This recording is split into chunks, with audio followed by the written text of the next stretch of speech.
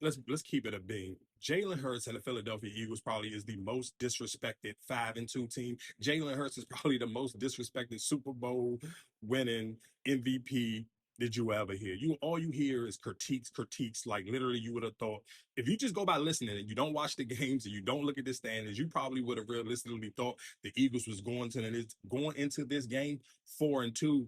No, 2-4 and not 4-2. That's how the level of disrespect that the Eagles get and Jalen Hurts get. But again, like I said, cool. I think realistically, going into the season, you just pay Saquon, you give him a bag. So of course, I'm sure the offensive coordinator and the coach like, oh, we just paid him. He just came off a historic season last year. Let's just keep feeding him the ball. But okay, cool. You started the season off like that, and then you trying to figure it out and giving him a minute. Saquon just don't got it going on. Like he has not even had a 100-yard rushing game this season. So now you got to kind of go back to the drawing board. And then it doesn't make it no better that AJ Brown be doing the corny stuff that he do after the games and doing his little in subliminal whining and crying. Okay, cool. Let's pass on the ball.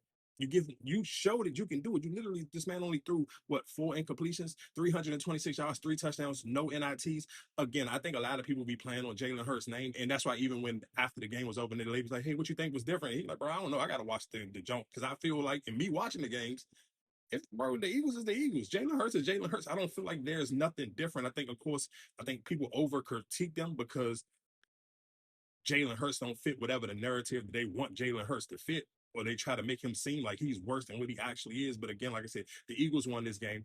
To me, the biggest aha wow of the whole what is this? The NFC East is that the Commanders realistically the way this Cowboys and Redskins game is looking, they probably gonna be the worst team in the division right now. Like it look their defense looks super cheeks.